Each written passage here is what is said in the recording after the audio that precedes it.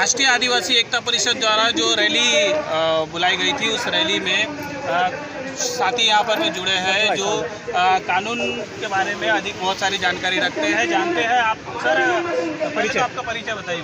मैं एडवोकेट प्रशिक वानखेड़े नागपुर जिला व सत्र न्यायालय में प्रैक्टिस कर रहा हूँ, सिविल और क्रिमिनल साइड। जो यूसीसी कानून है उसको आप कैसे देखते हैं? कानून संविधान में आर्टिकल 44 के तहत ये जब संविधान बना था तब directive principle of state policy यानी जो स्टेट है यानी राज्य है उनको दिशा निर्देश के तहत किया गया था कि यूनिफॉर्म सिविल कोड लागू किया जाए।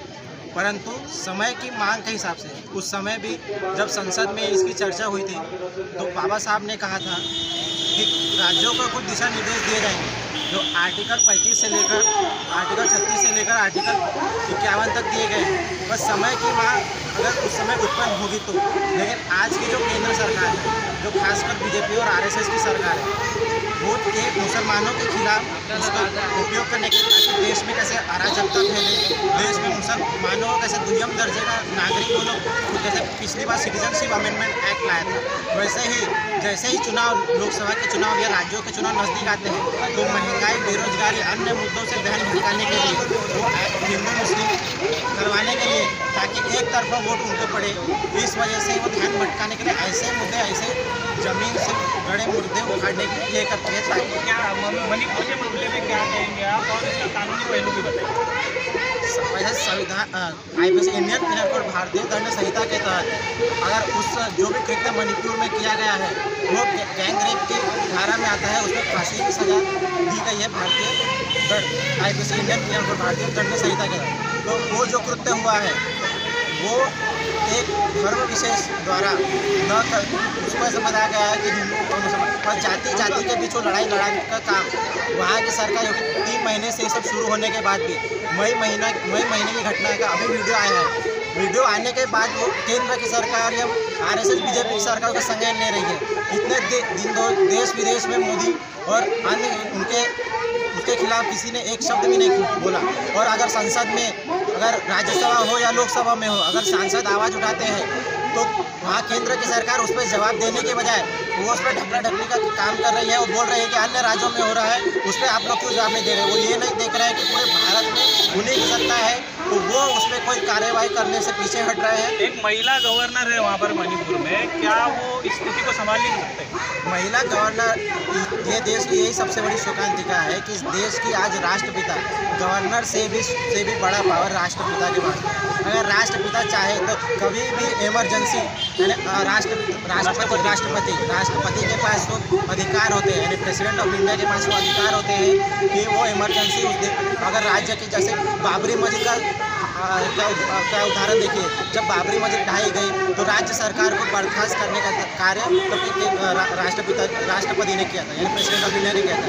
तो उस समय आज जैसे मणिपुर में अराजकता फैल गई है, वहाँ पे कानून का राज बिल्कुल भी नहीं है, तो राष्ट्रपति ने समय की मांग थी कि वहाँ पे राष्ट्रपति शासन लागू करना चाहिए था।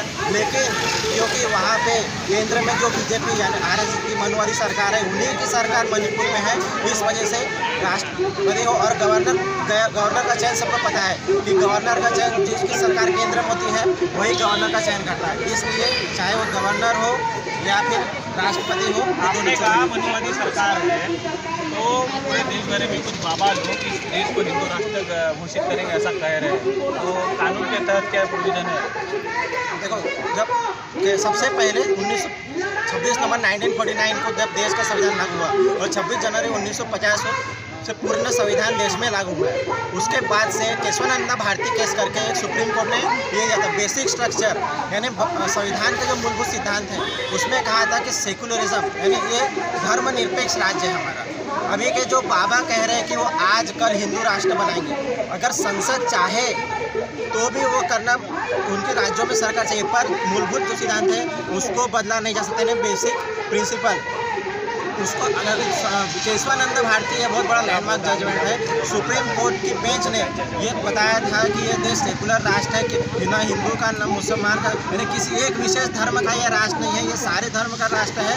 और यहाँ की जो केंद्र सरकार है या फिर राज्य सरकार है, ये स्टेट कहते हैं, वो स्टेट किसी भी एक धर्म के प्रति अपना झुकाव नहीं दिखा सकती। हालांकि उसको अवहेलना करते हुए, संविधान की अवहेलना करते हुए आज की केंद्र सरकार आरएसएस के दबाव में, जो कि उन्हीं की सरकार है, उसी के तहत ये अपने संविधान की अवहेलना और सुप्रीम कोर्ट द्वारा दिए गए उस जजमेंट की अवहेलना कर रही है। पर संविधान को बदलना इतना भी आसान नहीं है, क्योंकि आर्टिकल 368 जिसके तहत अमेंडमेंट किया जाता है संविधान में, तो अगर अमेंडमेंट करना होगा तो सबसे पहले केंद्र सरकार में 2/3 मेजॉरिटी, एक तो राज्यसभा में बिल पास करना होगा, लोकसभा में बिल पास करना होगा, और उसके बाद आधे से ज़्यादा राज्य में, यानी आज 29 राज्य में है, 29 राज्य भारत में है, तो 29 के आधे से ज़्यादा राज्यों में ये बिल पास करना होगा, तब ये बदल सकता है। फिर भी ये बदला नहीं जा सकता, क्योंकि सुप्रीम कोर्ट के आदेश के ऊपर फिर भी जो कि आज महंगाई, बेरोजगारी, अन्य मुद्दे से ध्यान भटकाने के लिए, ताकि कैसे इस देश में हिंदू मुसलमान होते रहे,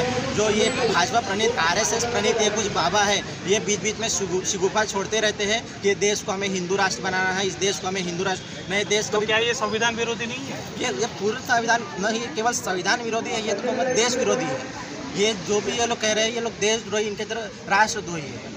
तो ये देशद्रोही है। देशद्रोह का मुकदमा ऐसे बाबाओं पे चलाया जाना चाहिए जो संविधान के विरोध में जाकर हिंदू राष्ट्र की बात करते हैं। और जहां एक तरफ में महिलाओं पे अत्याचार हो रहे हैं, इस देश में बेरोजगारी बड़े पैमाने पे फैली है, महंगाई बड़े पैमाने पे फैली है, और दूसरी तरफ में यहाँ पर हिंदू राष्ट्र नाम का एक शिगुफा छोड़ा जाता है। यूसीसी कानून के बारे में बात की जाती है, लेकिन लोगों के हक अधिकारों के बारे में बात नहीं की जाती है। हमारे वकील साथी ने बहुत अच्छी तरह से सारा आप लोगों को इसके बारे में बताया है। इसके बारे में आपकी क्या कमेंट्स है, हमें कमेंट करके बताइए। मैं राकेश गजबीये, कैमरामैन मेश्राम जी के साथ, नागपुर। धन्यवाद।